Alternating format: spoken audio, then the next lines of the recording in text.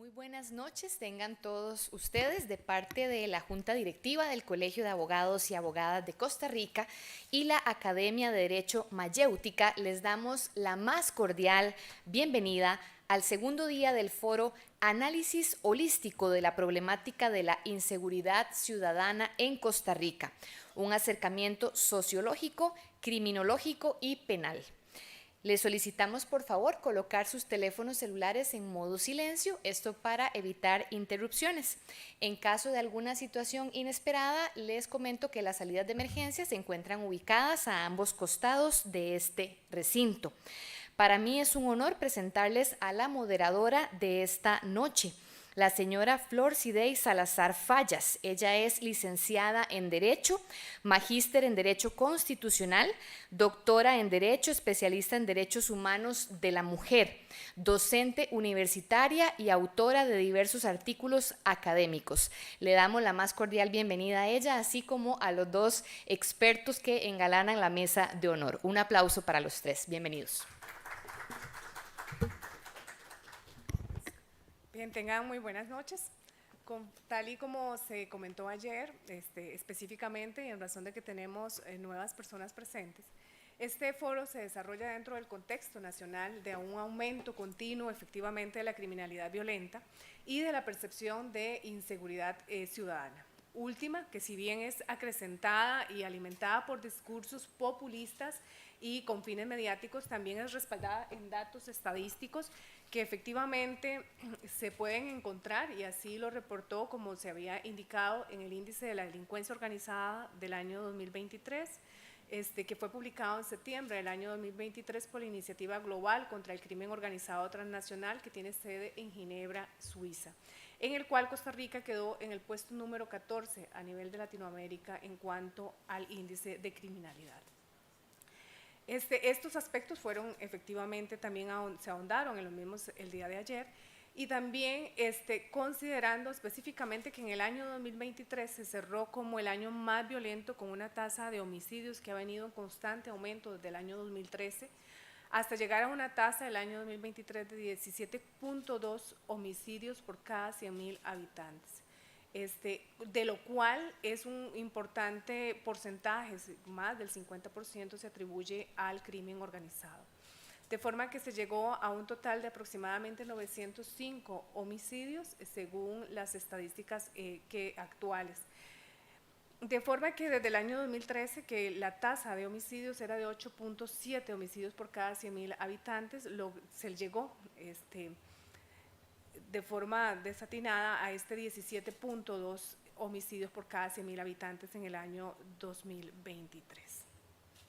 El día de ayer se estuvo conversando efectivamente sobre lo que era la violencia estructural, que alude este concepto a la desigualdad opresiva, aquella desigualdad que es legitimada socialmente, que tiene un grave efecto en la ciudadanía, al promover una espiral de violencia, según ha sido también y es expuesto por los diferentes estudios y teorías también criminológicas. La violencia estructural, que fue parte del análisis realizado, es la cara oculta de la violencia, cuya visualización, cuando se trata de la intervención específicamente de la criminalidad, es crucial para poder entender los fenómenos de violencia y de la criminalidad en todas las manifestaciones que existe, y especialmente la criminalidad violenta y la criminalidad organizada. Se hablaba desde el punto de vista sociológico de la reducción por esta misma violencia estructural de lo que es la propiedad social, entendida de esta forma, y un vacío que existe del contenido, ¿verdad?, de lo que ha sido el pacto social al construir el Estado-Nación de Costa Rica, que ha generado situaciones o condiciones de desigualdad y de exclusión por la falta de acceso a la educación, a las oportunidades laborales, la salud, que permiten la penetración y la consolidación del crimen organizado y del narcotráfico. Bien se ha referido por estudios realizados en Costa Rica, tanto por el Colegio de Ciencias Económicas como por el INEC, que efectivamente los cantones y barrios con más índice de criminalidad y específicamente de homicidios son aquellos con menor índice de desarrollo social o desarrollo económico. Hoy los expertos que nos acompañan efectivamente también van a hablar de la situación a nivel regional y de las estrategias existentes tanto a nivel regional como a nivel nacional. Y como una forma de introducir estas conferencias, ciertamente la UNOP desde el año 2023 indicó que la región específicamente tiene una tasa de homicidios 3 veces superior al promedio mundial. Esto es 18 versus 5.6 por cada 100.000 habitantes.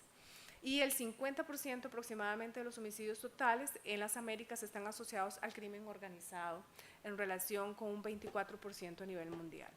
Y ciertamente esta situación que tanto a nivel de la región como a nivel nacional, pues impacta la vida de los habitantes en general, afecta el bienestar y los comportamientos de las personas, afecta la economía y por supuesto que socava el Estado de Derecho, erosionando la confianza en las instituciones. Esta noche vamos a iniciar con la charla impartida por la máster Marcela Ortiz Bonilla, titulada Situación de la criminalidad en América Latina y el Caribe y las estrategias regionales para contrarrestar las amenazas. Es un honor contar con doña Marcela, a quien me permito presentar. Doña Marcela Ortiz Bonilla es licenciada en Derecho y máster en Criminología. Cuenta con un diplomado en investigación criminal, es consultora internacional en seguridad y estudios estratégicos para el crimen organizado, es especialista en drogas ilícitas y oficial enlace de Oficina de las Naciones Unidas contra la Droga y el Delito, al año enero 2019 a marzo. Es analista de inteligencia y coordinadora de la unidad de programas de inteligencia del Instituto Costarricense sobre Drogas desde enero del año 2004 a diciembre del año 2018. Del año 2020 al año 2022 se desempeñó como directora general adjunta del Instituto Costarricense sobre Drogas. Tiene estudios sobre crimen organizado en el Centro Perry Center de la Universidad para la Defensa de los Estados Unidos de América, así como estudios de innovación y liderazgo en gobernanza de la Universidad de Georgetown, gracias. Y ella nos expondrá, como se indicó anteriormente, sobre la situación de la criminalidad en América Latina y el Caribe y las estrategias regionales para contrarrestar las amenazas.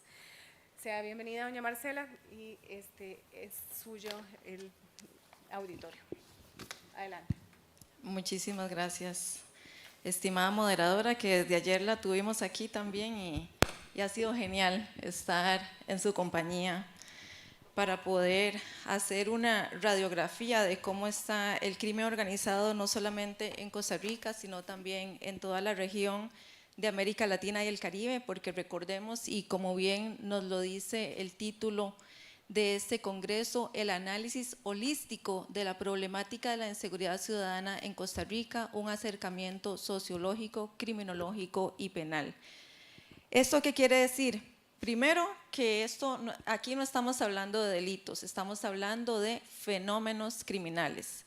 Luego, que es un fenómeno que no solamente afecta a Costa Rica, sino también a toda la región de Latinoamérica, el Caribe y muchísimos otros países del mundo. Por eso, las respuestas a esta problemática de inseguridad ciudadana que vivimos en Costa Rica deben de ser respuestas holísticas. Y como bien lo dice los ODS de las Naciones Unidas, debemos ver el problema con una solución desde el ser humano. No podemos seguir enfocándonos en soluciones institucionales, no nos podemos seguir enfocando en soluciones solamente de política pública o de política criminal o de política de persecución penal. La solución debe ser desde el punto de vista holístico y tomando al ser humano como centro de todas esas soluciones que vamos a presentar, no solamente como país, sino también como región. No podemos enfocarnos solamente en políticas internas, porque aquí entraríamos en aquello que nos contaban cuando estábamos en la universidad del efecto cucaracha o el efecto globo. Es decir, que si nosotros contenemos el delito, si nosotros contenemos este fenómeno criminal, pues obvio se va a ir para otros países. Igual nos pasa a lo interno del país. Si lo contenemos solamente en San José o si lo contenemos solamente en Limón, pues el crimen organizado tiene que surtir efectos porque para eso fue creado. Entonces se va a ir para otras provincias del país. Es por eso que vuelvo a insistir, lo tenemos que ver como un método holístico, precisamente, que es lo que nos trae el día de hoy. Y dentro de esta respuesta holística, también ayer, por cierto, estuvimos mencionando el tema de la seguridad humana. ¿Por qué? Porque si nosotros como país, si nosotros como Estado damos soluciones a la seguridad humana, es decir, vista la seguridad no solamente como seguridad ciudadana, sino también seguridad económica, como seguridad social, como todas las seguridades que tienen que ver con las amenazas que sufre el ser humano hoy en día. Entonces, si nosotros damos una respuesta a esas inseguridades, pues la respuesta debe ser desde el punto de vista también del desarrollo y la seguridad humana, es decir, dándole herramientas a las personas para que sean resilientes al crimen organizado. ¿Cómo lo hacemos? Pues si damos esas herramientas a través de la inversión social, que en este momento prácticamente no tenemos, a través de la educación, que cada vez tenemos menos presupuesto en estos temas de educación, y a través de la, como digo yo, todo lo que es cultura de legalidad. Si nosotros podemos encontrar una sinergia entre todos esos elementos, vamos a tener eso que estamos buscando tanto, esa respuesta holística, porque aquí no solamente tenemos que hablar de represión, por supuesto que tenemos que tenerla, y para eso tenemos las autoridades encargadas del caso, pero también tenemos que voltear la mirada hacia el tema de la prevención a través de ese estudio y técnica holística que le tenemos que dar a la sociedad.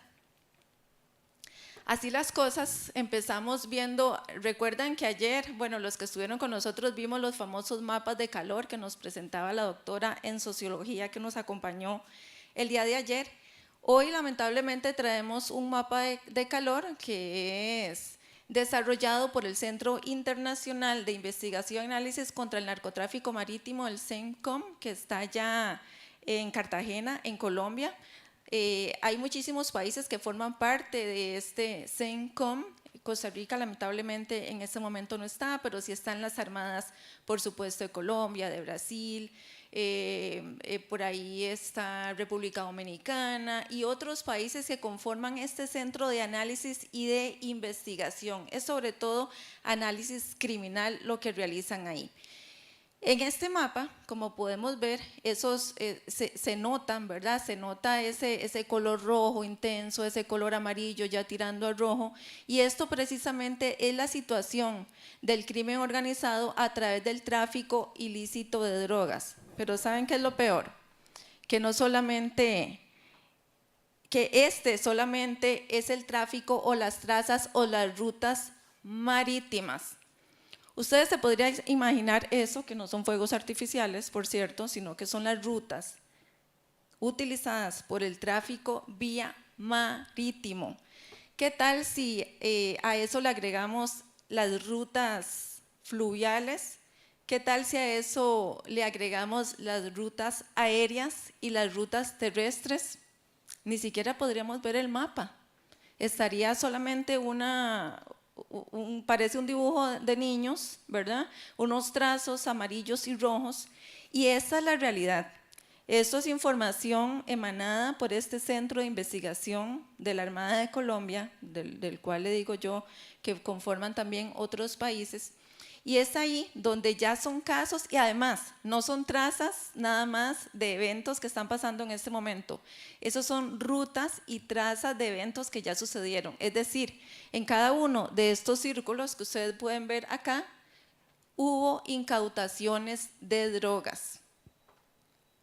Entonces nos podremos imaginar, si a esto le agregamos todos los eventos, todas las amenazas, todas las trazas que suceden y que no terminan en incautación, y además le agregamos las que no son solo marítimas, sino fluviales, terrestres y aéreas, ¡guau! Esta es la situación que está viviendo hoy día América Latina y el Caribe.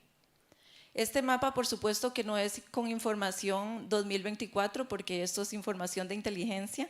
Entonces, lo que hace el CENCOM es tirar información del 2019 al 2021. Es decir, todavía estamos peor, ¿verdad? Para ponerlo todavía en números más rojos. Y estas que ven aquí, estas líneas de colores, son las modalidades identificadas por los países en estas rutas marítimas. Por supuesto que los contenedores es el elemento más utilizado para trasegar droga de un país a otro, de un país productor a un país consumidor. Y acá, lamentablemente, vemos el tema de cómo está Costa Rica. Ese es el mapa de Costa Rica. Esas son las incautaciones 2019-2021 que sucedieron en Costa Rica y las diferentes modalidades. Vean que acá en Costa Rica cambiamos de contenedores que están en segundo lugar a lanchas Go Fast o lanchas, lo que llamamos lanchas rápidas con motores fuera de borda, que pueden trasegar hasta incluso 2 toneladas de droga, que pueden llegar hasta su destino final siempre y cuando sean abastecidas de combustible, que es otro tema que vamos a ver más adelante como amenaza. Si esa embarcación que está en alta mar la abastecen de combustible, la abastecen de alimento para las personas que van ahí, puede llegar hasta su destino final. Es decir, sale del país productor, pasa lamentablemente por nuestros mares y llega hacia el país consumidor. Hablemos, por supuesto, de Estados Unidos, Europa y en algunas ocasiones, si hacen transbordo, pueden llegar incluso hasta Asia. Entonces, este es el informe de situación. Esto es lo que estamos viviendo hoy día.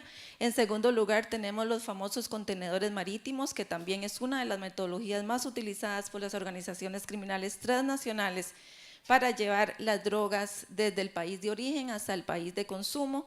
Las embarcaciones de pesca, vean que en nuestro país lamentablemente son bastante utilizadas para trasegar droga, las embarcaciones pesqueras que en muchísimas ocasiones son legales, tienen su matrícula, incluso pueden utilizar combustible subvencionado.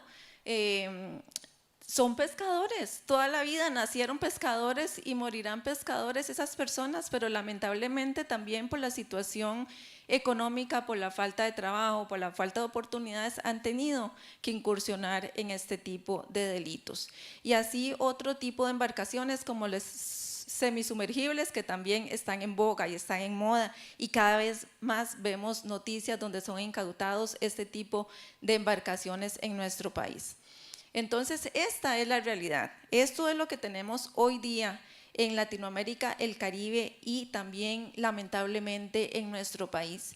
¿Y qué dice el Informe Mundial sobre Drogas 2024 y UNODC? Que por supuesto es lo que hace es analizar la información del año 2022. Dice que la producción, el tráfico y el uso de drogas siguen exacerbando la inestabilidad y la desigualdad al tiempo que causan daños incalculables en la salud, la seguridad y el bienestar de las personas. Aquí nos devolvemos al principio cuando hablamos de holístico, de seguridad humana, ¿verdad?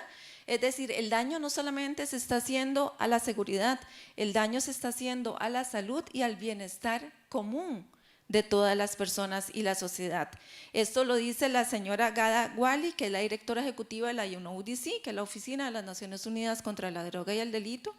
Necesitamos proporcionar tratamiento y apoyo basado en evidencia. Esto también es muy importante, no podemos ocultar que para qué se consumen las drogas, ¿verdad? ¿En qué termina el consumidor de drogas? Por supuesto que termina con lamentables situaciones en su salud y para eso se necesita, por supuesto, que tratamiento y apoyo. Pero para eso no solamente necesitamos dinero, para eso necesitamos, para dar una respuesta efectiva a estas personas que lamentablemente están involucradas en el consumo de drogas, necesitamos esa evidencia científica para a partir de ahí hacer la política pública necesaria. Mientras nos enfocamos en el mercado de las drogas ilícitas invertimos mucho más en prevención y por eso lo resalté, estas últimas líneas donde dice invertimos mucho más en prevención. Eso es lo que dice el Informe Mundial de Drogas 2024 de la UNODC, con información recolectada de todos los países parte de las Naciones Unidas. ¿Y qué sigue diciendo este informe? Dice que en el año 2022, recordemos que lo publican en el 2024, pero es con información del 2022, se produjo una nueva cifra récord de 2.757 toneladas de cocaína, lo que representa un aumento del 20% respecto al 2021.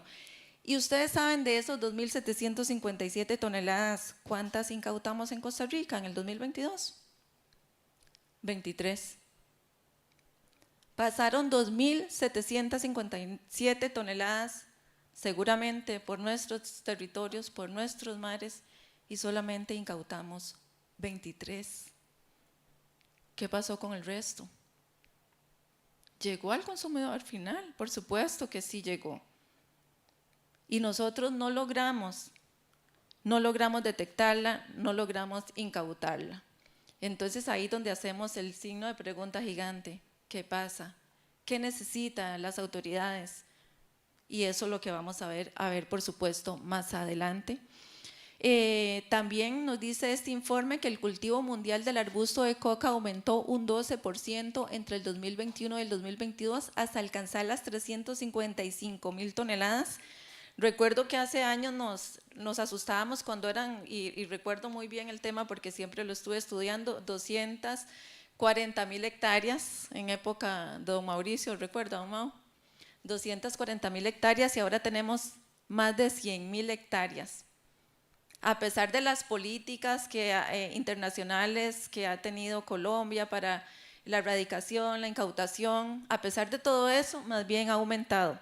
Y no es el mismo arbusto que teníamos hace 10 años, es un superarbusto más pequeño para no ser detectado por las herramientas policiales, con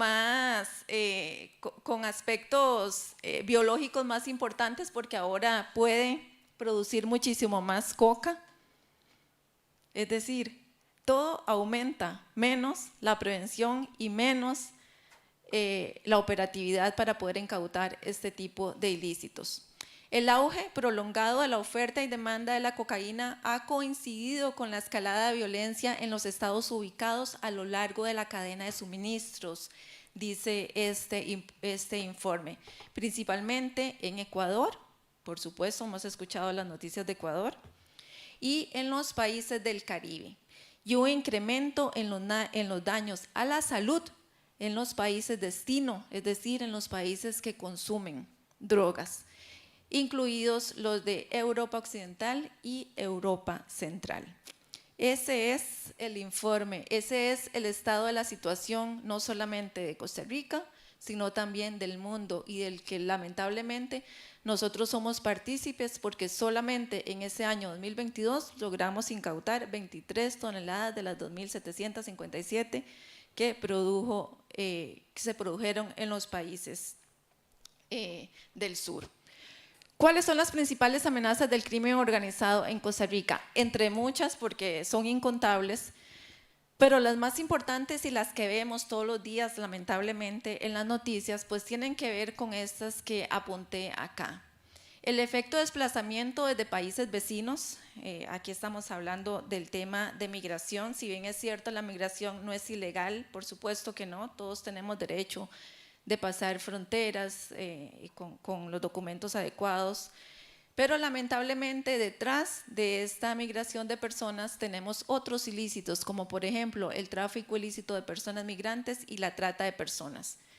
Esto está aquí, está vigente, está latente, lo vemos y lo sentimos todos los días. Otra amenaza es el crecimiento acelerado y sostenido de la criminalidad y la violencia, como bien nos lo decía nuestra estimada moderadora. Para el año 2023, el país cerró con 17.2 por cada 100.000 habitantes de homicidios. Eso es una cifra hito, es una cifra única, una cifra alarmante. La creciente alarma ciudadana frente al delito y la violencia, esta semana o la semana anterior, salió otra encuesta donde le preguntaban a las personas, a los habitantes de Costa Rica, cuál era su principal preocupación y sigue siendo la principal preocupación el tema de la inseguridad y la violencia. Es decir, lo tenemos también latente, todos los días lo escuchamos y lo vemos en las noticias. La disminución de los recursos asignados a la seguridad y a la prevención, por supuesto que esto siempre va a salir, por más que no queramos mencionarlo, va a salir en todo lado. Se convirtió en un eje transversal de toda la discusión sobre el tema de seguridad. Los vacíos legales en materia de crimen organizado, por supuesto que también existen, y aquí la respuesta está siendo dada de parte de la Asamblea Legislativa a través de la política criminal que vamos a ver, pienso yo, que ha sido buena. Se han logrado sacar bastantes proyectos de ley en el tema de seguridad, pero bueno, esos proyectos de ley recordemos que tienen que tener presupuesto y también deben de ejecutarse, que es lo más importante. Nada hacemos teniendo un montón de leyes debajo de la mesa o en las gavetas. Esa no es la respuesta. Y la ausencia, por supuesto, de una política de Estado en materia de seguridad, que también lo estuvimos discutiendo ayer y ha sido el tema del momento desde hace muchísimo rato. Ya no debería ser el tema del momento, pero sigue siendo el tema del momento. No hay una verdadera política Estado en materia de seguridad. Recordemos que una política Estado debe ser intersectorial, es decir, deben de trabajar en ella todos los sectores, no solamente el sector seguridad, sino también todo lo que tiene que ver con la prevención, la niñez, la adolescencia, la educación, el sector empresarial, todos los sectores deben de estar ahí. Debe ser interinstitucional, es decir, no solamente el ente rector en el tema de seguridad, que en este caso es el Ministerio de Seguridad Pública acompañado del Ministerio de Justicia, sino debe ser una política donde deben de estar sentados desde el inicio de la política, desde la gestación de la política hasta la ejecución de la política, deben de estar sentados en esa mesa. El que menos debe estar es el Ministerio de Seguridad.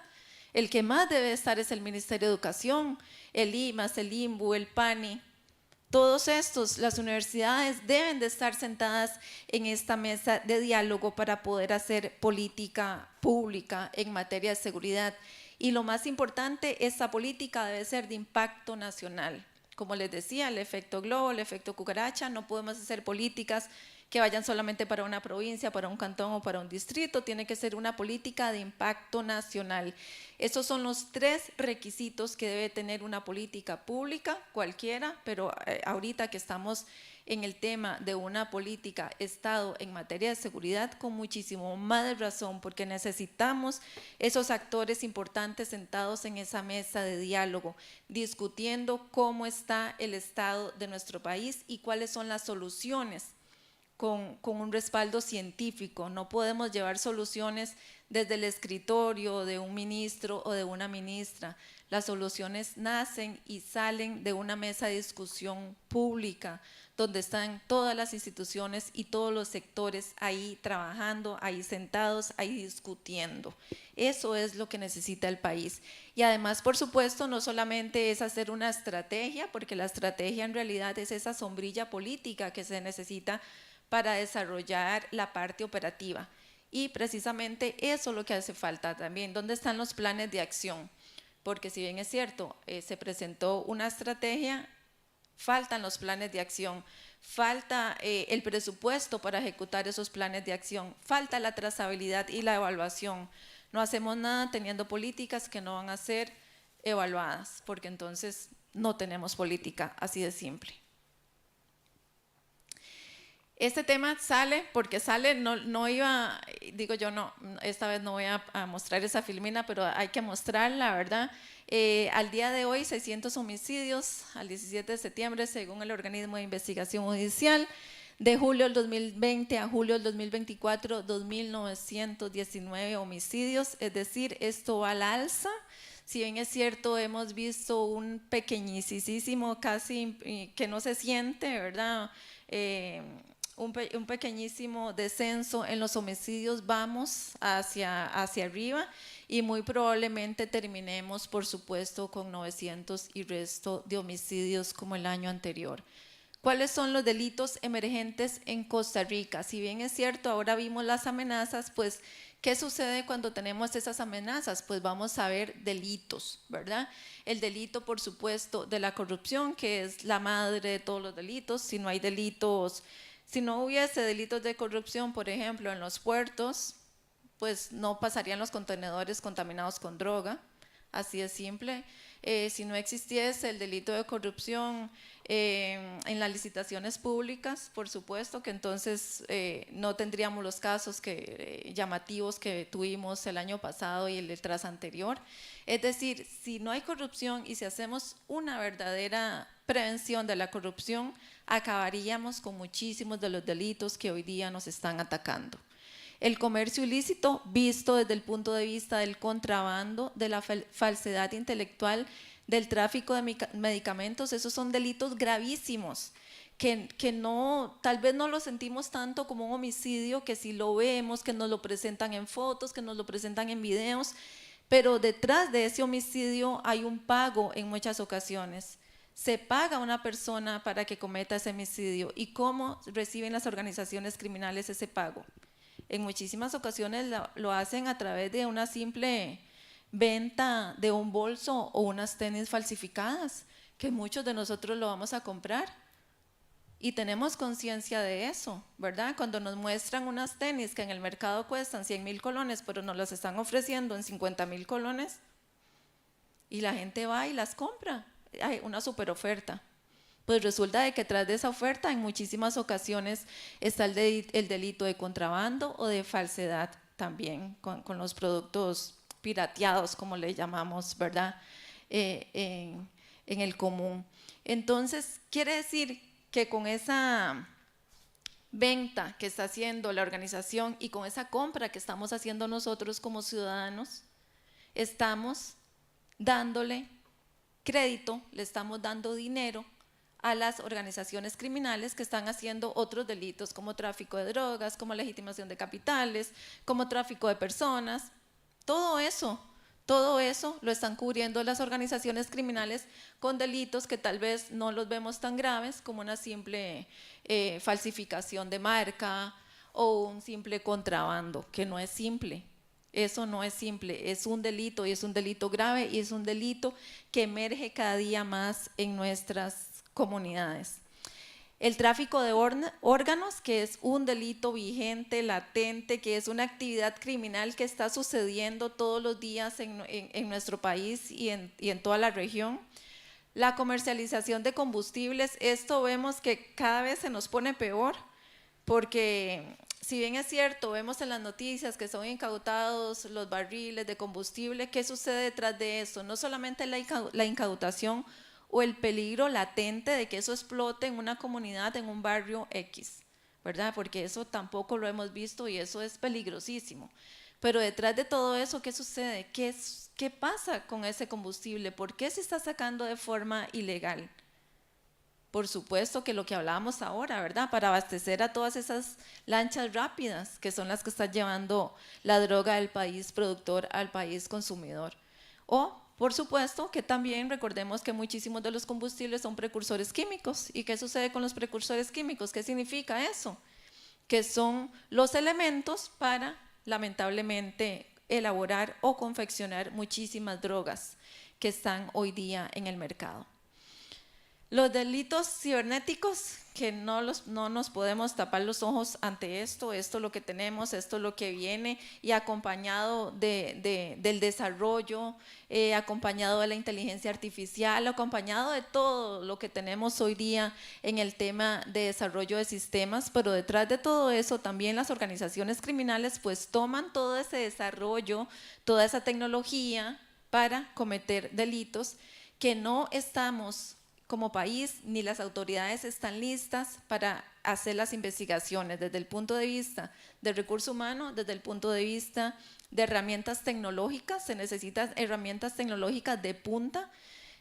Cada vez que sale un teléfono nuevo, las policías de investigación necesitan un aparato nuevo para poder abrir ese teléfono y hacer las intervenciones. Entonces son una serie de actividades que, si bien es cierto, algunas o muchas son buenas porque tienen que ver con el desarrollo del mundo, son tomadas por las organizaciones criminales para cometer estos delitos tan atroces y que tienen que ver, por supuesto, con el tema de crimen organizado transnacional.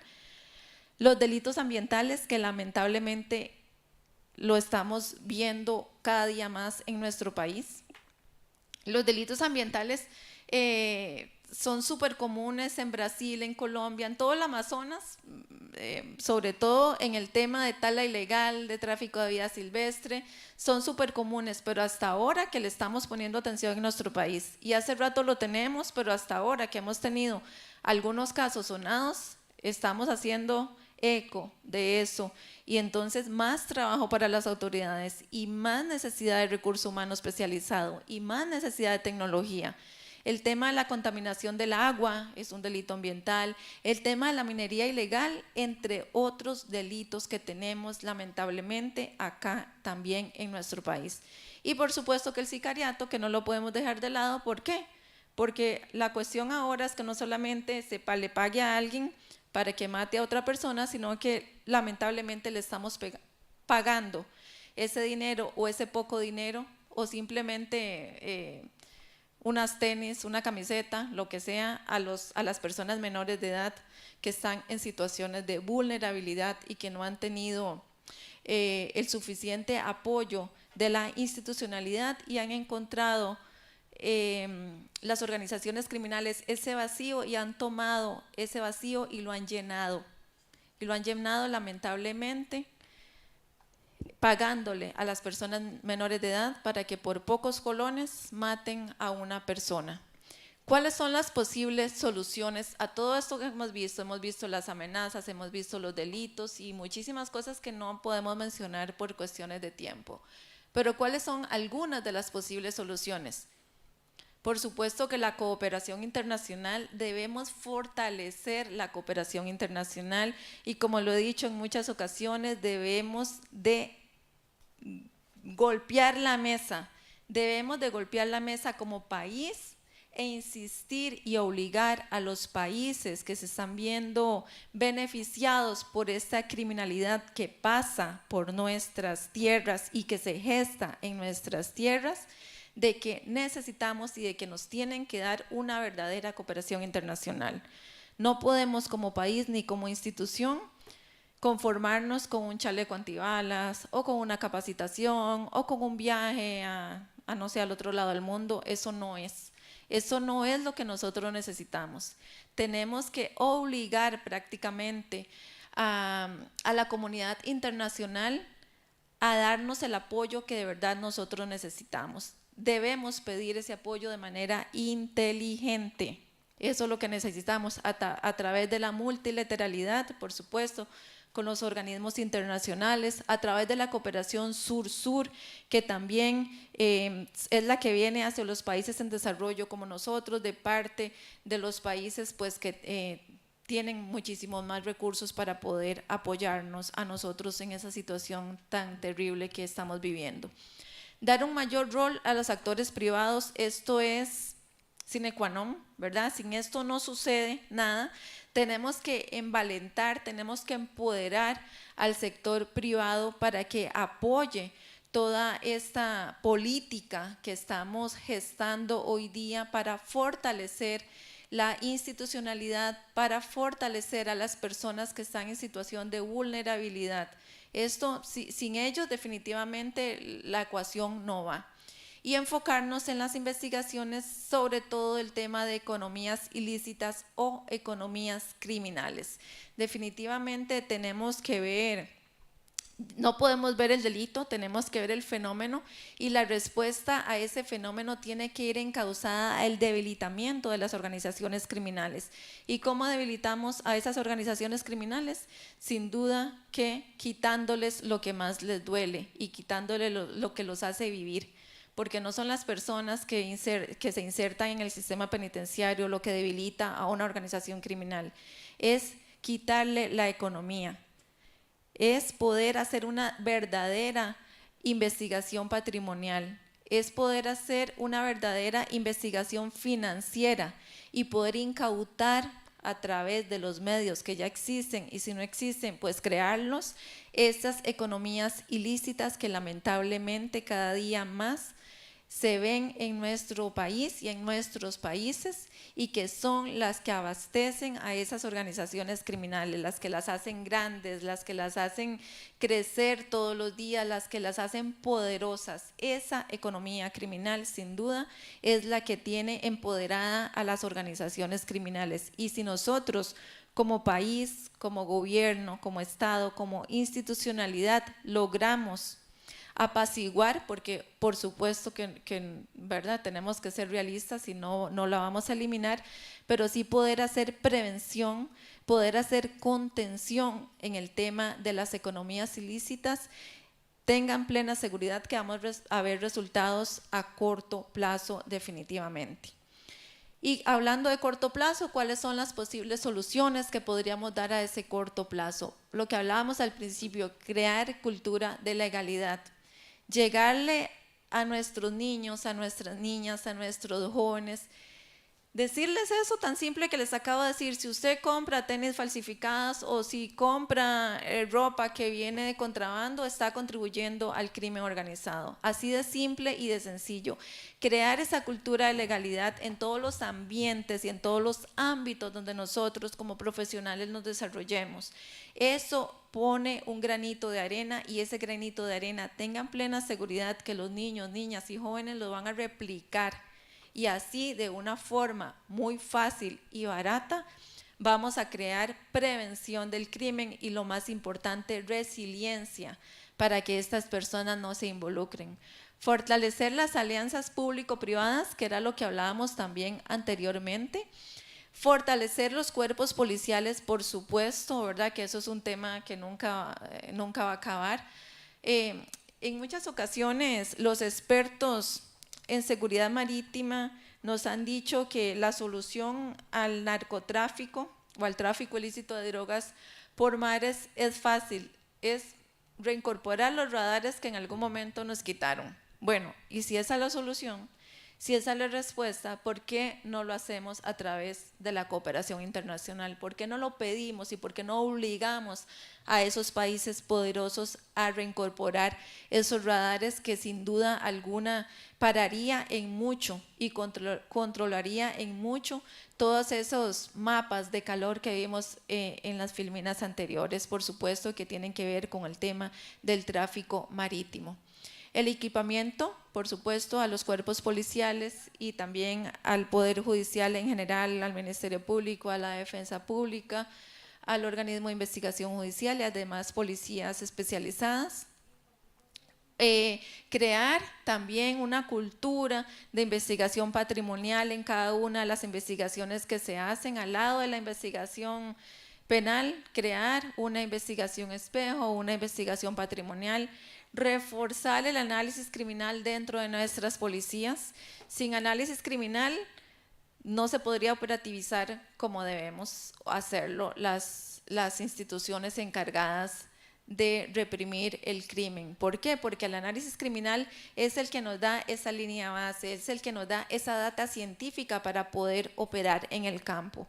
Por lo tanto, si fortalecemos el análisis criminal, no vamos a necesitar tantos policías para que hagan allanamientos todos los días. ¿Por qué? Porque el analista criminal está haciendo estudios y le está diciendo exactamente al policía a dónde tiene que intervenir. Esto es muy importante y es un tema que necesitamos 2 horas para conversarlo, pero bueno, queda ahí también dentro de las posibles soluciones a corto plazo.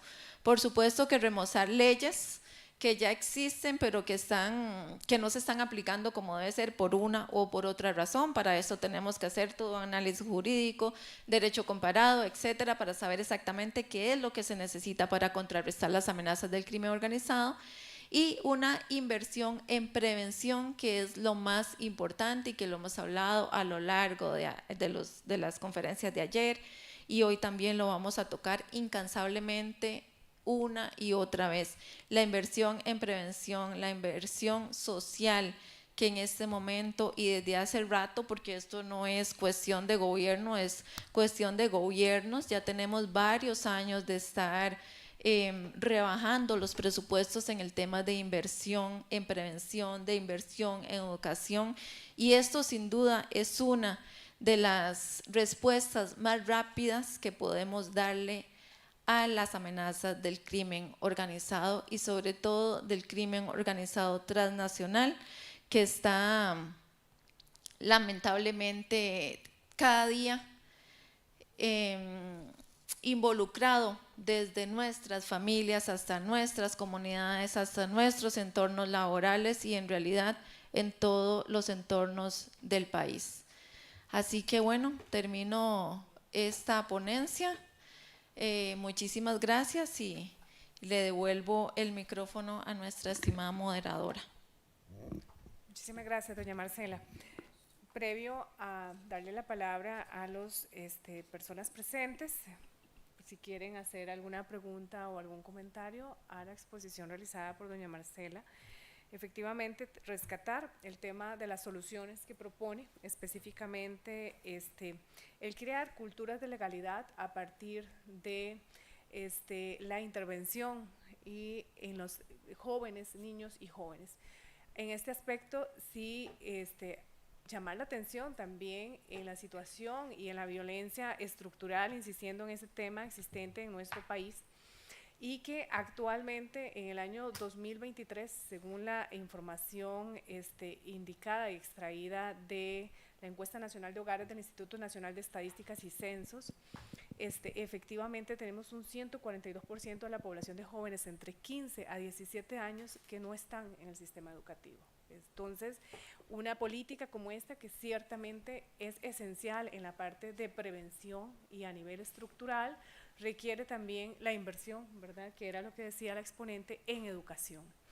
Esto, por supuesto, para poder atraer a estos menores de edad y reducir la criminalidad violenta en penal juvenil, también se debe de asegurar con políticas, tal y como lo indicaba la señora expositora, que vengan a satisfacer todas las necesidades básicas también y a disminuir las condiciones de vulnerabilidad de estas personas menores de edad, que precisamente están en ambientes donde no se satisfacen las necesidades más básicas y como dijo la Corte Interamericana de Derechos Humanos, en el caso de los niños de la calle, garantizar una vida digna. No solo es el derecho a la vida, sino a una vida digna. Después, la otra de las propuestas fue fortalecer las alianzas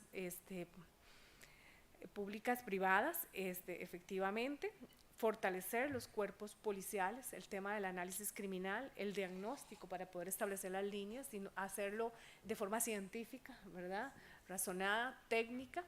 Y en este caso también el tema de fortalecer a las policías es un tema esencial. Creo que en nuestro país, igual que en otros a nivel de Latinoamérica, se ha enfocado mucho las políticas en el tema de mano dura, que específicamente abogan por una vigilancia policial punitiva y políticas muy orientadas a la justicia criminal y penal. Y lo podemos ver en Costa Rica, que actualmente la Comisión de Seguridad y Narcotráfico tiene aproximadamente 34 proyectos en agenda, los cuales la mayoría están relacionados con precisamente el aumento de penas, la creación de nuevos delitos y la disminución de algunas garantías. Entre esos también tenemos el expediente 23.986 que está aprobado en primer debate. Y es que en este caso no se ha evidenciado que de forma aislada, ciertamente, este tipo de política no es funcional.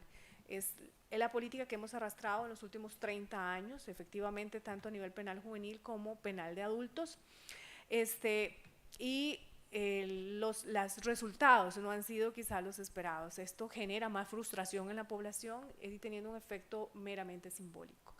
Es por esto que ciertamente es necesario el tema de fortalecer los cuerpos policiales, fortalecer la acción policial a nivel basada en la prevención y para mitigar el crimen, ¿verdad?, otorgar capacidad de detección y captura también del delincuente. Y por supuesto que para que estas políticas de mano dura funcionen se requieren también un sistema de justicia efectivo, ¿verdad?, y menos saturado, creería yo, más selectivo, pero eso tiene que empezar desde la política criminal y aplicando un principio de proporcionalidad y de última ratio también a nivel legislativo. Y por supuesto que también relacionado con una infraestructura acorde a esto del servicio penitenciario, que otorgue garantías y condiciones para el cumplimiento de condenas, que motive y promueva la resocialización, tanto en personas adultas como el fin reeducativo que tiene el sistema penal juvenil. Y por último, él nos indicaba, doña Marcela, el fin de remozar leyes, que creo que en este caso es un llamado muy responsable a que previo a la interposición de nuevos proyectos de ley se haga un estudio previo de qué es lo que tenemos y que no se haga simplemente al son del tambor, ¿verdad?, de lo que sucede el día anterior, del crimen actual, sino que sea precisamente a raíz de estos estudios razonados y de los análisis criminales, los diagnósticos y las investigaciones que se hayan hecho de forma previa. Creo que es un tema para haber seguido o seguir discutiendo por varias horas. Si tienen alguna pregunta, se les agradece la puedan formular, y después de eso vamos a ir a un receso de 10 minutos para que puedan tomar un refrigerio, y volvemos con la exposición que vamos a tener por parte del doctor Francisco Alanés Ruiz sobre la política estatal frente a la criminalidad. Les pregunto si hay alguien que quiera hacer alguna pregunta, algún comentario, o también lo podemos dejar para el final y nos vamos en este momento al refrigerio entonces. ¿Sí? ¿Refrigerio? Bien, vamos a hacer este corte de 10 minutos. Muchísimas gracias.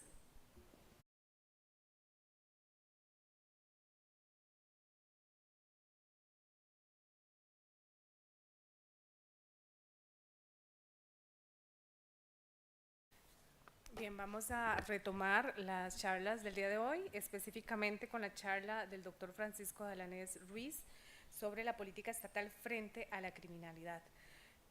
Don Francisco Alanés, quien es conocido por todos y todas nosotros, es abogado y especialista en ciencias penales por la Universidad de Costa Rica en el año 1983 y 1985. Es doctor honoris causa en Derecho por la Universidad Escuela Libre de Derecho. En la actualidad es abogado litigante.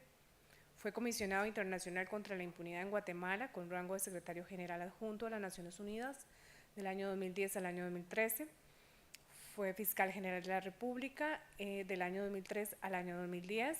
Entre el año 1982 y 2010, sirvió como juez de instrucción, juez penal, juez de juicio, juez de Tribunal de Casación Penal, letrado de la Sala de Casación Penal y magistrado suplente de la Corte Suprema de Justicia. Don Francisco, buenas noches y bienvenido, y muchas gracias por estar con nosotros. Gracias.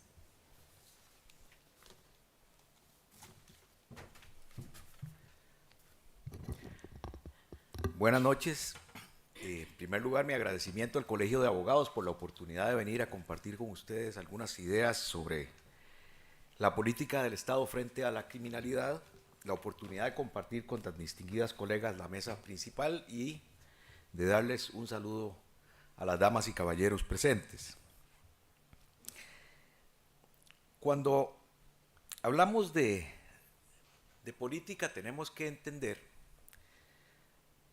que la política existe porque hay escasez de recursos. Si hubiera recursos para todo, no hay que hacer política. Si ustedes en sus casas tienen dinero suficiente para hacer viajes, ir de vacaciones, tomar licor, ir a fiestas, ir al cine, contribuir con la iglesia, comprar una casa nueva, carro nuevo todos los años, y la plata sobra, no hay ni que cuestionárselo. Simplemente uno dice, ¿por qué no vamos mañana a tomar café a Madrid? Y coge el avión y se va, y no pasa nada, porque la plata alcanza para todo. Cuando la plata no alcanza, entonces hay que priorizar los gastos, y en eso consiste la política. La política consiste en priorizar los objetivos, priorizar las inversiones, los gastos, la administración del personal. De eso se trata la política. Y la política no es algo que se pueda decidir con absoluta libertad o por capricho del gobernante o por capricho del fiscal general o por capricho de los legisladores.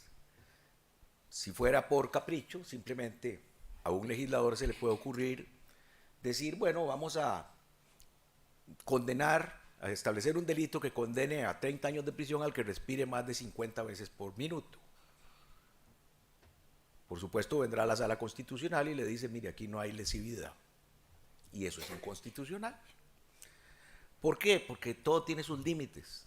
Entonces, cuando hablamos de política del Estado frente al delito, nosotros tenemos que entender que ni el presidente de la República en la política de prevención es libre de hacer lo que le venga en gana, o como sucede ahora, de no hacer porque no le da la gana, ni el fiscal general es libre de decir la política de persecución, en este momento que hay un gran embate del crimen organizado, va a ser destinar todos los recursos al robo de bicicletas. No, porque la política frente al delito tiene que ponderar la mayor o menor lesividad social que causan algunas actividades delictivas. Lo que pasa es que en una cultura judeocristiana como la nuestra, el castigo es la pomada canaria. Todos nosotros, según la doctrina cristiana, nacemos con un pecado original, ¿cierto? Un pecado original, yo no sé cuándo lo cometí, no sé qué fue lo que hice, pero el pecado está ahí, en la lista de antecedentes. Seguro antecedentes espirituales, ¿verdad? La amenaza de que me tengo que arrepentir, que tengo que redimirme, que tengo que tener ciertas creencias, porque si no, puedo irme al infierno. Y luego tengo que vivir sin cometer pecados, porque si no me voy al infierno. Más tarde, después de comprender esto y entramos a la adolescencia, nuestros padres nos dicen, mire, cuidado hace tal cosa, cuidado fuma, cuidado hace esto o aquello, porque si no, no ve televisión, y después nos dicen no le doy plata el sábado y luego no puede ir a la discoteca y luego tal y cual. Y ya cuando vamos teniendo una cierta comprensión, entonces viene la ley y nos dice, cuidado usted hace esto, porque lo condenan penalmente, lo castigan. Y entonces, ¿qué pasa? Nosotros tenemos como sociedad una estructura mental que cree que el castigo es la solución para todo, es la pomada canaria. Y la verdad es que todos pecamos, ¿verdad? Pecar a veces es muy agradable, muy satisfactorio, ¿verdad? Y a lo mejor nos salvamos con un ratito en el purgatorio, pero pecar de vez en cuando es muy rico. Después, todos hemos desobedecido a los padres, ¿o no? De hecho, ahora viejos como estamos, tenemos comportamientos con los amigos que no tendríamos frente a los padres. No contamos ciertos chistes por respeto a los papás, ¿verdad? No hacemos ciertos comentarios por respeto a los papás, ¿verdad? Va uno por la calle y pasa una minifalda y voy con mi mamá y me pongo un cuello ortopédico aquí para no volver a ver las piernas de la muchacha, porque mamá se va a enojar. Pero lo cierto es que le desobedecemos a los papás, a pesar de la amenaza del castigo. Y todos los que estamos aquí, y los 5 millones de ciudadanos de este país, cometemos delitos. Todos los días. Y el que menos ha hecho aquí, se ha comido al vecino, y eso es difamación. ¿Verdad? Nadie se salva. Entonces, entendamos algo. La amenaza de castigo no puede ser la columna vertebral de ninguna política del Estado frente al crimen. Entendamos eso. Todo este problema en que nos mete el discurso del presidente, que los jueces sueltan a los detenidos, que los jueces no cumplen, bueno, nadie sabe si la policía hizo bien su trabajo, si presentó las pruebas o no las presentó, y a lo mejor el juez es el que está actuando bien y la policía es la que está actuando mal, ese es otro tema. Lo cierto es que llenando las cárceles de gente no vamos a evitar los delitos. Claro que el discurso es hipócrita, porque por un lado se pide prisión para todo el mundo y hoy dicen los periódicos que el ministro de Justicia no tiene presupuesto, porque se lo recortaron en 10.000 millones. Entonces el mismo que pide cárcel no da plata para tener a la gente en la cárcel. Esto es un discurso netamente populista. Veamos. Para entender lo que es la política del Estado frente a la criminalidad, tenemos que hacernos una pregunta muy sencilla, y me disculpan los que ya la han oído, Boraski la debe haber oído 1 millón de veces. ¿Qué prefieren ustedes? ¿Qué prefiere usted? ¿Que no lo maten o que condenen al asesino? Y yo sé las respuestas de todos. No quieren que los maten. Que no los maten es un tema de seguridad. Y eso no se resuelve amenazando a nadie con ir a la cárcel, porque eso significa que el Estado va a responder hasta que a mí me maten. Y la política de seguridad supone que el Estado va a hacer lo necesario para que a mí no me maten. Y ustedes y yo y todos los que están fuera de esta sala tenemos derecho a que el Estado haga lo necesario para que no nos maten, para que no nos roben, que no nos violen, que no nos estafen. No va a haber seguridad 100%. Es imposible. Lo cierto es que no puede apostar el Estado a una respuesta estatal que se cuenta por sentencias condenatorias. El triunfo frente al crimen no es condenar gente, es que no se cometan delitos. Este es el punto, ¿verdad? Nosotros estamos en este momento ante un poder ejecutivo que manda leyes para que se aprueben, para que haya más castigo, para que se disminuyan garantías, para que los jueces actúen de determinada manera. Bueno, eso es cuando ya la seguridad no funcionó. Cuando ya el asunto le llega al fiscal, le llega al OIJ, y cuando ya le llegó al Tribunal Penal es porque la seguridad fracasó. Y entonces el presidente está apostando por la cultura de castigo, que es muy popular y es de parte de un discurso muy populista, porque el esquema mental, como lo dije antes, está hecho para resolver todo a punta de castigo. Y ese es un problema que tenemos nosotros. Tenemos un ataque como nunca por parte del crimen organizado y tenemos un poder ejecutivo que se niega a frenarlo y que lo que quiere es que el crimen organizado cometa los delitos y que después de que los comete, después de que mata, después de que trafica, después de que roba, después de que estafa, después de que hay explotación, proxenetismo, después de que hay trata de personas, bueno, entonces ya después de que lesionaron todos los bienes jurídicos, vamos a castigar.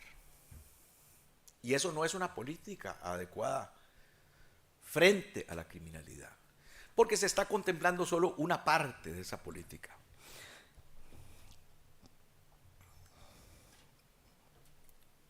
Y concretamente en lo que vamos con lo de narcotráfico y crimen organizado, yo recuerdo cuando yo estaba en la Fiscalía General de la República, de repente llamaba a un ministro y decía, mira, vámonos para Quepos. ¿Por qué? Es que acaban de decomisar 1 tonelada de cocaína para salir en la foto. El decomiso lo hizo el OIJ, no lo hizo el Ministerio de Seguridad. Ahí, digamos, una mala costumbre nuestra, saludar con sombrero ajeno, ¿verdad? Pero esto también lleva a otro engaño, y es contar los triunfos por kilos decomisados. En realidad, los triunfos frente a la criminalidad organizada se deben contar por organizaciones desarticuladas, no por kilos de cocaína decomisados, ni por armas de contrabando decomisadas, ni por objetos, ni licor decomisado, sino por la desarticulación de las bandas. Entonces, miren, el problema que llevamos es que toda la experiencia que el país había acumulado se perdió. Y con todo respeto para don Mario Zamora, con quien me tocó compartir cuando él era viceministro de Seguridad, bueno, toda esa experiencia no la está usando. Hoy de alguna manera se lo dije en la radio, frente a frente. El punto es que tenemos, como diría Falcone, un Estado desorganizado frente a la criminalidad organizada. Tenemos un Estado, un gobierno que le retiene las platas a la policía, le retiene las platas al OIJ, le retiene las platas al Poder Judicial, ¿verdad? y tiene al frente organizaciones criminales con plata para todo, que no se acaba nunca, con procedimientos, ¿verdad? Como la regla, ¿cómo se llama? La regla esta del gasto público, la regla fiscal, por dicha que se me olvida el nombre porque es algo para el olvido, ¿verdad? Tenemos una regla fiscal que de repente dice que hasta aquí gastó la policía. Maten a quien maten, lesionen a quien lesionen, hagan lo que hagan y no podemos gastar. Lo más grave es que cuando no había regla fiscal había otras ataduras, y es que un capo dice: necesito 10 motos, 2 carros, un helicóptero y 50 ametralladoras, y comenta eso en el desayuno y a mediodía se los dan porque tienen plata para conseguirlos. El director del OIJ o el ministro de Seguridad Pública dice: bueno, necesitamos unas radiopatrullas, necesitamos unos carritos, unas computadoras, y entonces hay que hacer una licitación, bueno, meterlo en el presupuesto del próximo año, hacer una licitación, publicar el cartel, se adjudica, se apela, y cuando ya llegó aquello no sirve para nada. Y entonces tenemos una serie de lastres, ¿verdad?, que no es por gusto de los funcionarios, es porque la ley así lo dice y la ley se tiene que cumplir.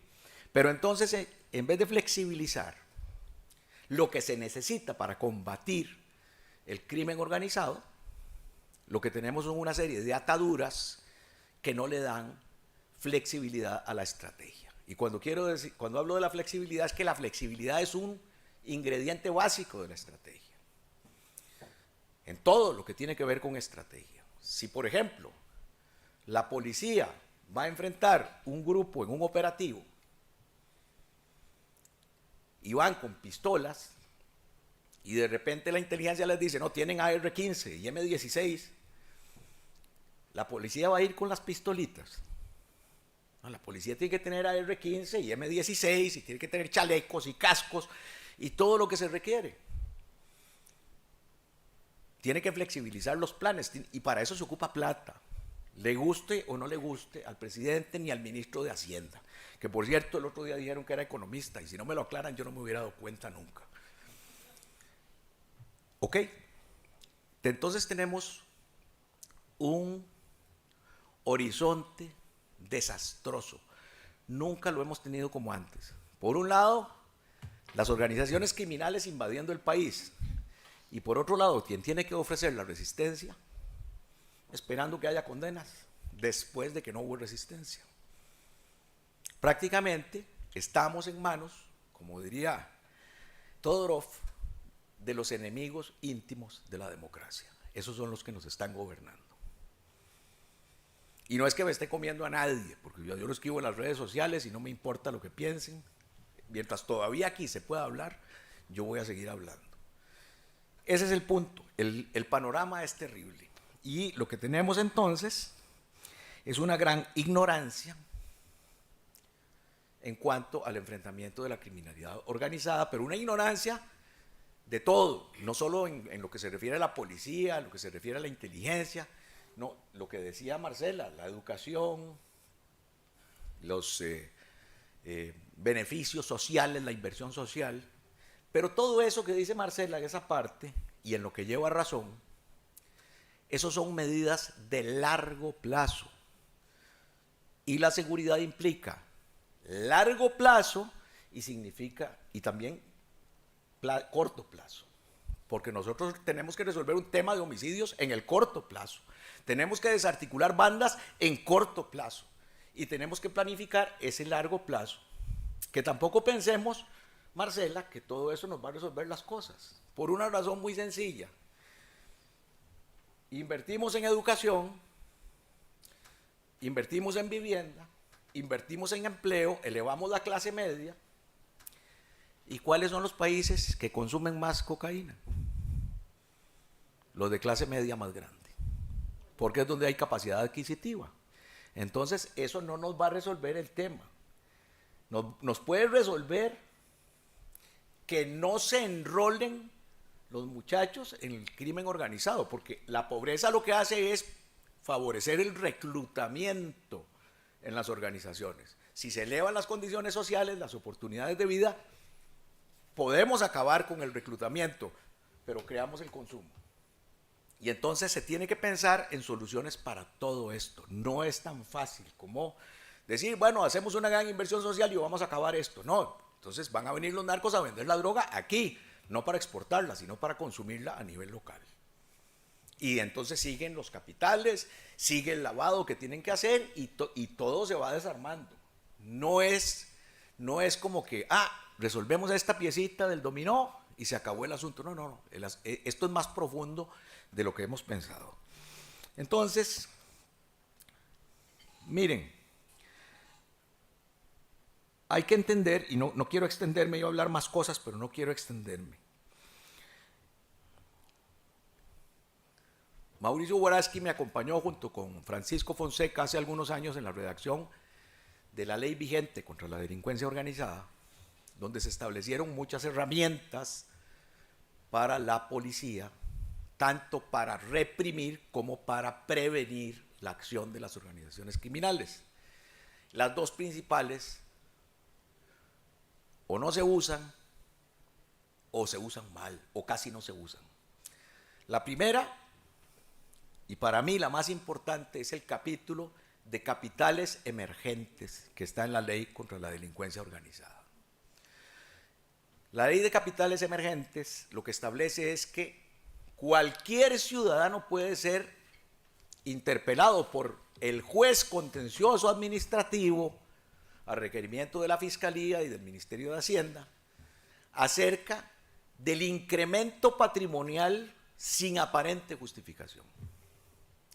No tiene que demostrarse un delito precedente, no tiene que haber una persecución penal ni una condena, es simplemente una intervención estatal ante un ciudadano al que le dicen, mire, todos esos millones que usted no tenía hace 10 años, hace 3 años, hace 5 años, ¿de dónde salieron? Bueno, él tendrá que ver, mire, abrí una empresa, me asocié con estos fulanos, aquí están todas las facturas electrónicas, todas las contabilidades, bueno, muy bien. Pero si no lo puede justificar, el Estado va a tomar eso y lo va a poner al servicio de la lucha contra la criminalidad organizada. Y entiendo, creo que Marcela decía hace algunos meses que eran 100 y pico de casos los que se habían utilizado. En más de 10 años de vigencia de la ley, o 8 años de vigencia de la ley. 2009, bueno, imagínense ustedes. Menos de 10 casos por año. Y esto sirve para partidos políticos, para comerciantes, para estos que de la noche a la mañana se cambian de un barrio pobre al barrio más caro de San José, cambian el carro, cambian la casa y cambian la esposa, algunos de ellos también, ¿verdad? Por una modelo. Bueno, ¿y por qué existiendo la ley no se aplica? Y en vez de eso nos embarcan en un proyecto de ley de extinción del dominio que sí requiere condena precedente, que la carga de la prueba es del Estado, porque vean que con capitales emergentes el Estado no tiene que probar nada. El que tiene que probar es el dueño del capital sospechoso. Y tenemos la herramienta. Con eso le quitamos la plata. Como decía Marcela, los desarmamos. Las organizaciones criminales son empresas y una empresa sin plata quiebra. Esa es la filosofía del capítulo de capitales emergentes que con Mauricio me correspondió redactar en aquella oportunidad. Y nos costó mucho que pasara en la Asamblea Legislativa. Fue un pulso terrible, le encontraban defectos a todo y nunca nos hablaban de capitales emergentes, hasta que un día dijimos, de lo que no nos hablan es lo que está frenando esto. Y fuimos a la Asamblea y les dijimos, bueno, mire, es que esto es a futuro. No se pueden pedir justificaciones hacia antes de la vigencia de la ley, y se aprobó esa semana la ley. Bueno, desarmar a las organizaciones criminales y ya está el instrumento. ¿Por qué no se usa? Y aquí, Mauricio, no piense que estoy eximiendo al Ministerio Público. Tiene una gran responsabilidad en que eso no se use, porque prefieren en un caso complejo buscar la condena antes que los capitales emergentes, cuando debería ser al revés. Mejor quitarles el capital y después veremos si los condenan, pero ya están quebrados. Esa era la filosofía de la ley y ahí está y la tenemos. Y entonces yo pregunto, ¿para qué 34 proyectos ahí en la Asamblea? ¿Para que caigan igual que la ley de capitales emergentes? Engavetados y que no se usen para nada. Para eso es que queremos reformas legales. ¿Qué hacemos con las leyes si los responsables de aplicarlas no las aplican? Lo segundo es la plataforma de información policial. La plataforma de información policial supone que todo lo que esté en los registros públicos, todo lo que esté en determinados registros de acceso restringido y todos los actos de la policía y de la fiscalía y de los jueces tienen que llegar a un servidor programado para dar determinadas alertas, ¿verdad? ¿Qué pasa actualmente? Y me da mucha pena, pero esto lo decía yo cuando estaba explicando en la Asamblea Legislativa la ley contra la delincuencia organizada, que crea la plataforma de información policial. Y lo tengo que repetir, si a una fiscalía llega un testigo a mi escritorio y yo como técnico le tomo declaración a Perico el de los palotes y resulta que el técnico de ahí tiene un expediente donde Perico el de los palotes es imputado y lo busca la policía y no lo ha encontrado y se puede dar el lujo de venir a declarar aquí como testigo o a denunciar y se va y nadie se da cuenta. ¿Qué significa la plataforma de información policial? En el momento en que yo ponga Perico el de los palotes, cédula tal, ¡pum!, una alerta de este tamaño en la pantalla, viene la policía y lo detiene. ¿Qué significa la plataforma de información policial? Que hay un tipo que va manejando ebrio por quepos y entonces el inspector de tránsito con el datáfono ese que tiene para la multa, fulano de tal, cédula tal, ¡pum!, un letrero de este tamaño, buscado por la fiscalía tal o por la policía cual.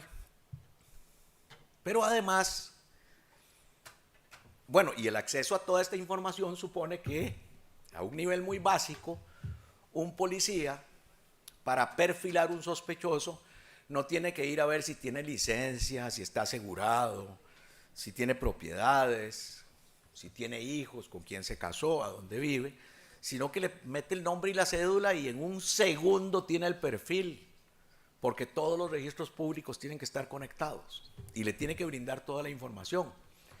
Pero además, bueno, y ahí va escalonado, ¿verdad? Cada vez son datos más importantes y es más difícil el acceso, tiene que tener licencia o código de acceso de responsables, porque cada vez son datos más sensibles, ¿verdad?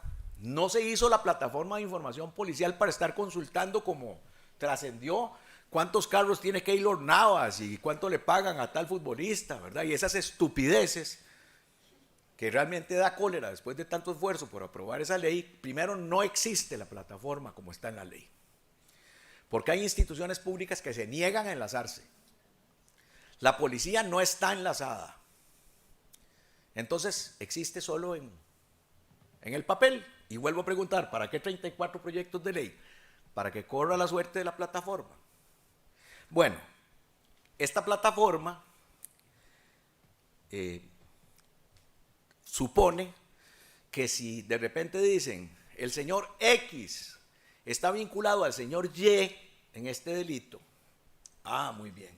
El señor Y resulta que está vinculado con el señor Z y el señor X con el señor M, pero en otro asunto el señor M está con el señor Z, ¡pum!, pega una alerta y tiene que venir un analista criminal y determinar si se diagnostica la existencia de una organización criminal. ¿Y qué es lo que procede? Inmediatamente el despojo patrimonial por capitales emergentes, si se puede, y en todo caso desarticularla de toda actividad para evitar el daño. Esta plataforma, que la tiene el OIJ, o la debería tener, puede darle información a los otros entes preventivos para poder actuar, incluso en cosas más elementales, como es la georreferenciación de ciertos delitos. Por ejemplo, si se determina que en una ciudad X, los viernes, entre 5 de la tarde y 9 de la noche, en las paradas de buses asaltan a mujeres entre 18 y 25 años, bueno, ya se tiene ese mapa. Puede venir un analista y decirnos, no, miren, es que en esa zona hay muchas maquilas y pagan los viernes. Cuando las mujeres están en las paradas de buses, las asaltan. Entonces la policía tiene la posibilidad de llenar de policías las paradas de buses y evitar y reducir la cantidad de delitos. La plataforma se usa para todo. Conocí muchas plataformas cuando estábamos tratando de ver cómo se legislaba sobre esto. La de México es como las películas de las fábulas de los superamigos, ¿verdad? Está en un parque debajo de una fuente, se ingresa por la puerta por una pared falsa del fondo de la bodega de los jardineros, y cuando está uno abajo, la luz del sol entra por la pileta del parque.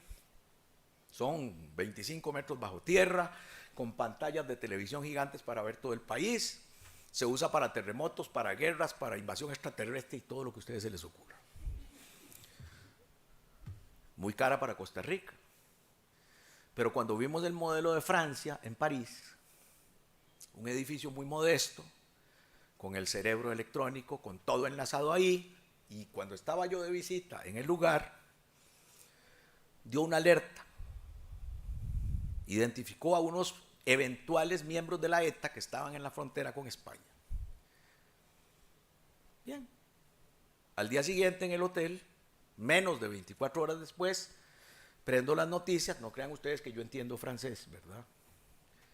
Pero pude ver que estaban deteniendo a los etarras porque les encontraron armas de guerra, sustancias prohibidas, esos mismos que fueron alertados por la plataforma y se desarticularon, y quién sabe cuántas vidas se salvaron en España o en la frontera de Francia. Esa es la utilidad de una plataforma de información policial. Y así el Estado se organiza y dejamos de ser un Estado desorganizado contra el crimen organizado. Tenemos que entender que países como Italia, donde tienen varias bolsas de valores, donde la banca no es única, sí es única, pero tienen varios bancos por regiones que equivalen mucho más que al Banco Central de Costa Rica, tienen disgregado el lavado de dinero por todo el territorio y pudieron contra el lavado de dinero de la mafia. Y tenemos que entender que Colombia pudo también en situaciones similares. Y nosotros tenemos un territorio de este tamaño y una banca y una bolsa. ¿Qué pasa? Que somos infrahumanos o descerebrados, que no podemos hacer las cosas bien para con un fenómeno más pequeño no poderlo controlar. O lo que no hay es voluntad política. Porque enfrentar el tema con varias bancas, varias bolsas de inversión, varias equivalentes a bancos centrales, debe ser muy difícil seguirle la ruta del dinero, la trazabilidad, todo el lavado. Y lo hacen. Y nosotros somos tan inútiles que con una sola bolsa y con una sola banca central no podemos. ¿Ustedes me pueden explicar eso? ¿O será que sí podemos y no queremos? Ese es el punto. Entonces, vean, para lo inmediato sí tenemos las herramientas. Todos esos 34 proyectos, pásenlos, discútanlos los años que quieran, pero comencemos a usar capitales emergentes, comencemos a usar la plataforma de información policial para prevenir y desarticular las bandas de hoy. Ahí en el refrigerio yo les decía que se nos está quemando la casa y tenemos la manguera llena de agua. ¿Y qué es lo que estamos diciendo? Comenzamos a echar agua hasta que nos pongan hidrantes.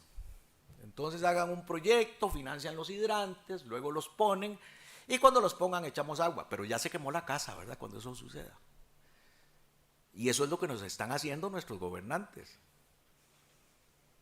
Esa es la situación que está enfrentando el país.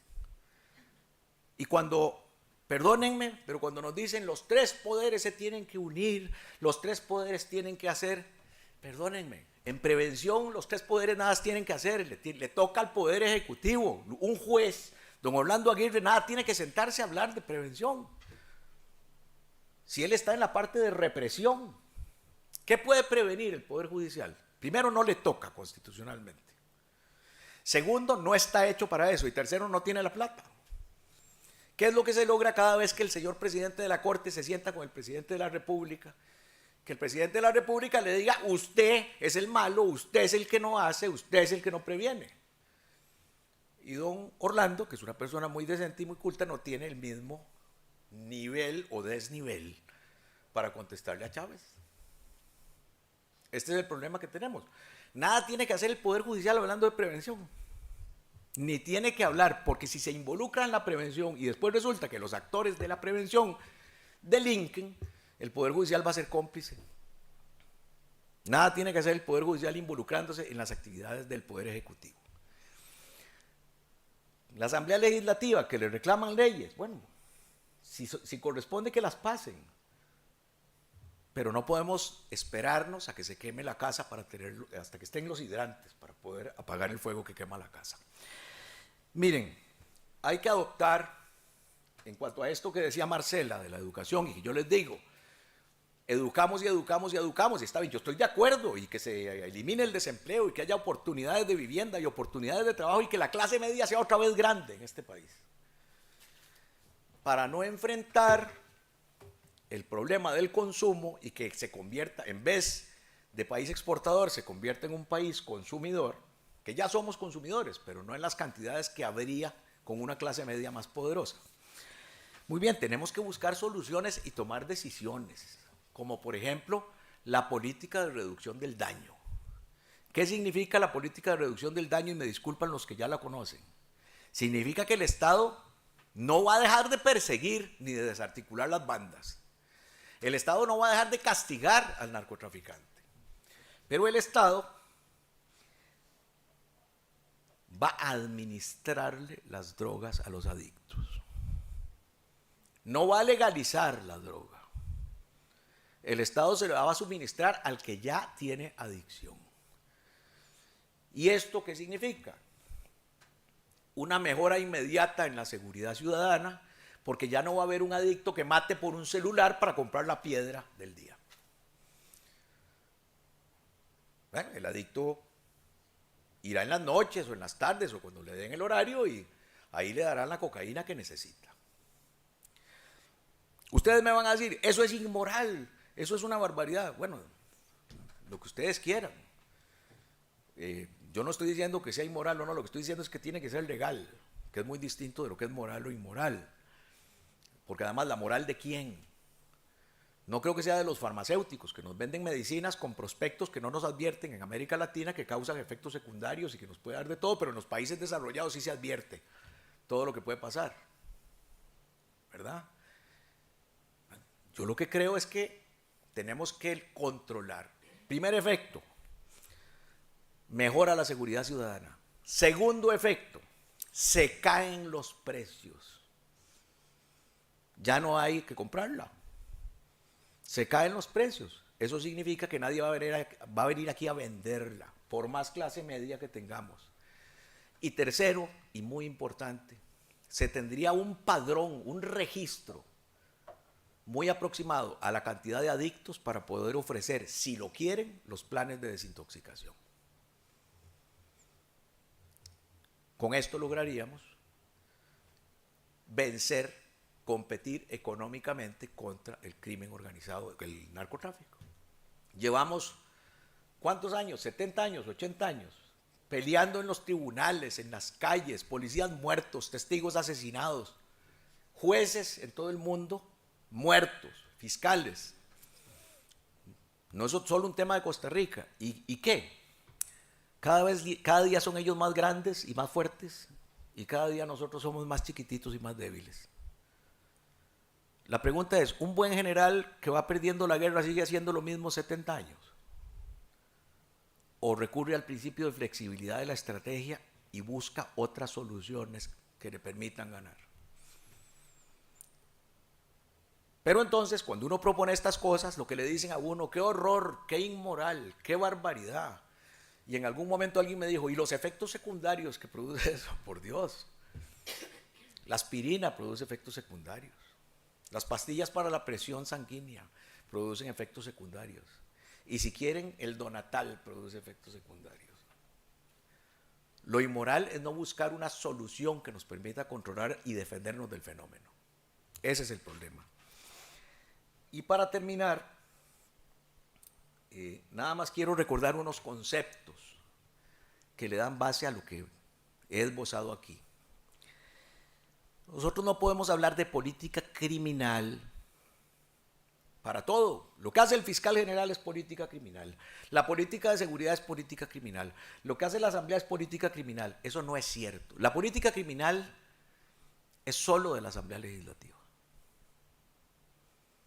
La Asamblea Legislativa tiene que estudiar cuáles conductas debe convertir en delito y establecer cómo se sancionan, pero también tiene que estudiar cuáles ya no son importantes y derogarlas, porque si nos llenamos de delitos, las autoridades no dan abasto.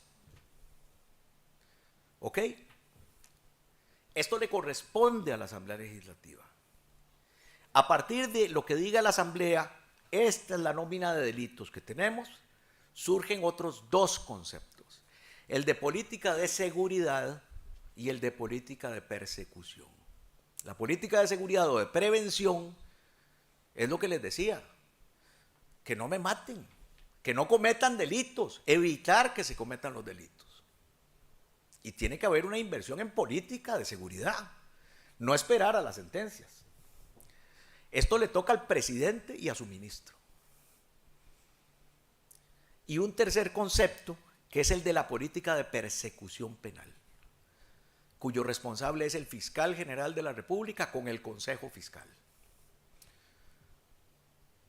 Y el fiscal general no se tiene que involucrar en temas de prevención, ni de seguridad ciudadana, ni nada que no le toque, porque estaría asumiendo funciones de otro poder. Igual que el Poder Ejecutivo no tiene por qué estarse interesando y decir es que no condenan, el proceso no camina, porque eso es usurpación de funciones, está usurpando al Poder Judicial. El problema es que tenemos un gobierno que no ha arrancado con la política de seguridad que le corresponde. Y contrario a lo de esperarse, y contrario a su discurso, se le retienen los fondos a la policía, se le retienen los fondos al OIJ, se le retienen los fondos al Ministerio Público, se le retienen los fondos al subministro de Justicia y luego se señala a otros poderes cuando no se está cumpliendo con lo que le corresponde hacer al Poder Ejecutivo.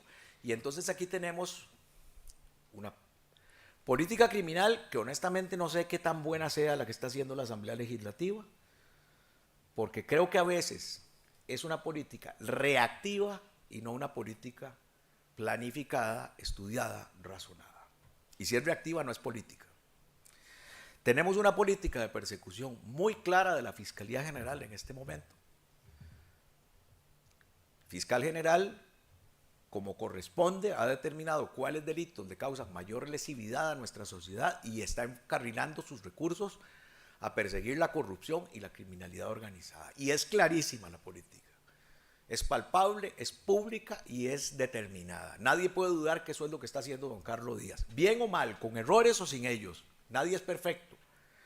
No hay un trabajo 100% con un 100% de excelencia. Todos, y sobre todo cuando hemos tenido que decidir solos sobre asuntos de Estado, todos le quedamos mal por lo menos a la mitad.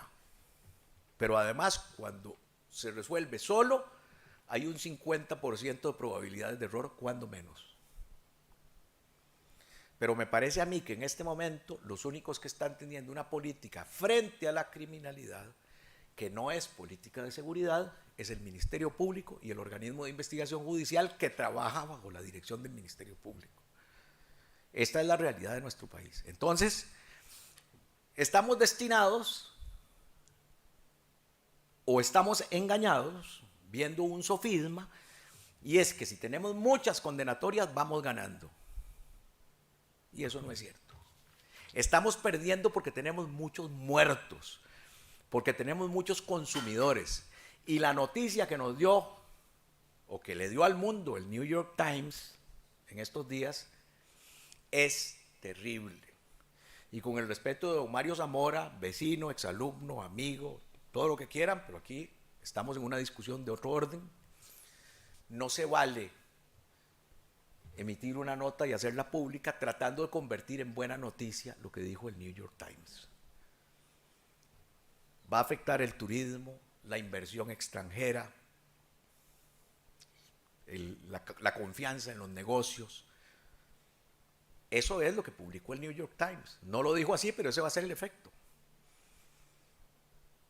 Y no es ninguna buena noticia, como lo pretendió el ministro de Seguridad Pública. Es una pésima noticia. Pero bueno, si sigue el Poder Ejecutivo esperando que la seguridad funcione por lo que hagan los jueces, el país está perdido. Estamos perdidos. Lo más difícil, y en esto no voy a mentir, tenemos las experiencias de Colombia y de Italia, cuando menos, la recuperación de la paz social, la recuperación de la institucionalidad, la recuperación del Estado de Derecho, de la normalidad, tiene un costo, y ese costo es de millones de litros de sangre. La pregunta es, ¿cuánto más vamos a esperar? ¿Cuánto más tiene que esperar Costa Rica? ¿O vamos a seguir oyendo discursos populistas, misóginos, a la espera de que el señor presidente comience a trabajar? Esa es la gran pregunta. Muchas gracias.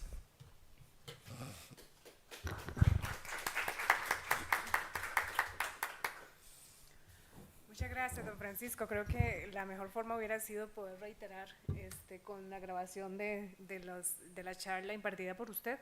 Sin embargo, voy a tratar de rescatar, para cerrar con su conferencia, algunos aspectos de los que fueron mencionados en sus palabras. Ciertamente es un poco difícil poder excluir algunos de los ya mencionados, sin embargo, esa es la labor que me corresponde. En este caso, como parte de las propuestas, y creo que lo más importante rescatar acá es que sí existen las herramientas, y eso es algo en lo que fue bastante rotundo en la afirmación que hizo don Francisco, y creo que al escucharlo efectivamente él menciona aspectos relacionados con el desarme de las organizaciones criminales a partir de la aplicación efectiva, eficiente, ¿verdad? En este caso de la ley de capitales emergentes, que fue también a uno de los aspectos de la necesidad precisamente de, de quitar los réditos económicos a estas organizaciones. En este sentido, efectivamente, la ley 8754, a partir del capítulo 4, artículo 18, regula este procedimiento. Desconozco, decir, si en la actualidad existe alguna otra circular en este sentido. Sin embargo, el Ministerio Público, oportunamente en el año 2021, a través de la circular 21 ADM, había informado sobre la creación de la unidad de persecución patrimonial, ¿verdad? En este sentido, es una de las acciones que deben de ser fortalecidas también por uno de los actores que puede en este caso realizar y presentar o iniciar el procedimiento por capitales emergentes según lo establecido en la ley. La otra de las acciones y de las herramientas que efectivamente ya existen y que deben de fortalecerse, y a las que hace referencia don Francisco, la plataforma de información policial, también creada en esta misma ley, que es, según sus palabras, una herramienta fundamental para fines preventivos y de intervención policial, para realizar diagnósticos y a partir de ellos acciones policiales. Y que la no aplicación efectiva de esto pues, responde en muchos casos también a la falta de recursos y a la falta de voluntad política, que impacta también en otros aspectos. Hay un elemento más que creo que es importante que se tenga en cuenta por todos los sectores a los que refería doña Marcela también, la necesidad de diálogo específico y de todos los sectores, y la necesidad de inversión en la labor preventiva o para la policía, para que la policía preventiva tenga las herramientas necesarias.